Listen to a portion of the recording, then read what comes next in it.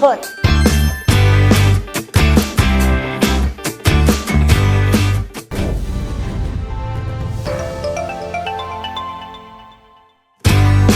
Hello po mga ka-BH. Ngayong hapong to, manananghalian kami dito sa LZM, kung saan matitikman nyo ang paboritong bangus ni Robert. Yan po talagang all-time favorite niya. Kaya lagi kami nagtitake out dito. Lagi kaming, pag may chance na pupunta kami dito sa May Tagaytay, dito sa Laguna, dumadaan talaga kami ng LZM. Tara, samahan nyo kami.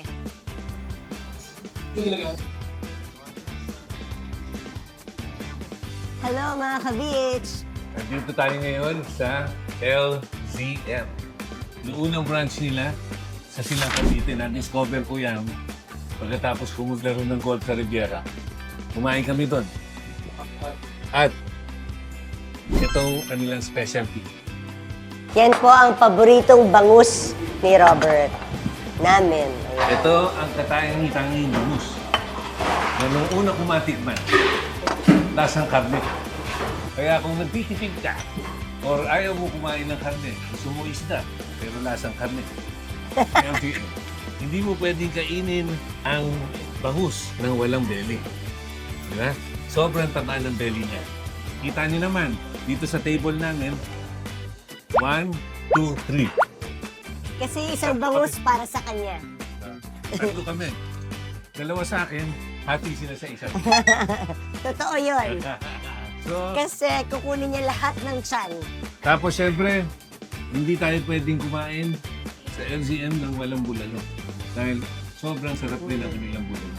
Kaya, mga ka-BH, tara na sa LZM, kaon na tayo. Pati yung utak, tinataktak. Tingnan nyo naman. Kumukuha ka na dyan? Tatanggalin ko na to Dala. dahil masama to sa kanina. Baka raw tumaas ang kolesterol. Wala tayong problema ron. Kain na tayo. Jo, mauna ka na. Dahil pag nagugutom po si Robert, lagi lang siya maghahanap ng meron bang bangus. Sabi Kain. nila, sa etiquette, dapat daw, pag kumain ka, hindi ka bumababa ng ganun. Pag bumababa ka ng ganun, para kang desperado kumain. Para kang PG. Kaya dapat, pag kumakain ka, diretso ka lang. Teka, kain na po. Sobrang simple lang iluto. Order and take out sa kanila na hilaw. I-deep fry. Tapos na. Ito, 650. Yung hilaw, 620. 30. So, 20 pesos lang yung luto. O, di ba? Mm. Ang isa pong paborito namin ni Robert, yung utak. Ayaw naman. Hindi ka na yan. Akin na. Hindi rin ako magtaktak eh.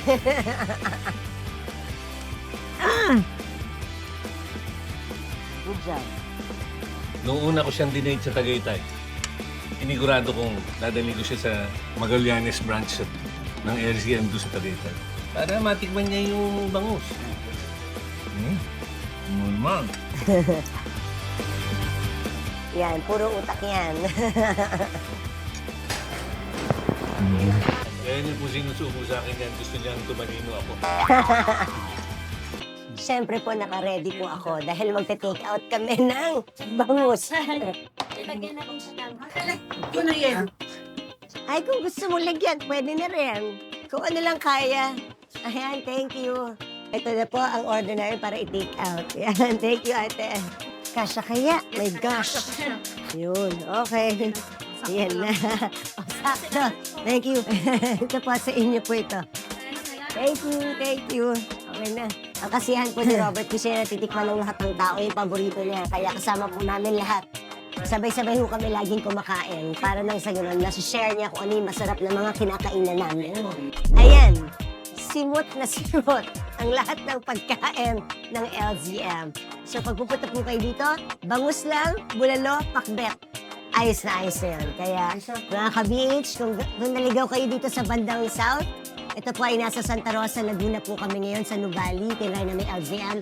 Meron din po sila sa Silang at sa iba pang lugar. Subukan niyo po yung LZM para matikman niyo ang paboritong bangus ni Robert.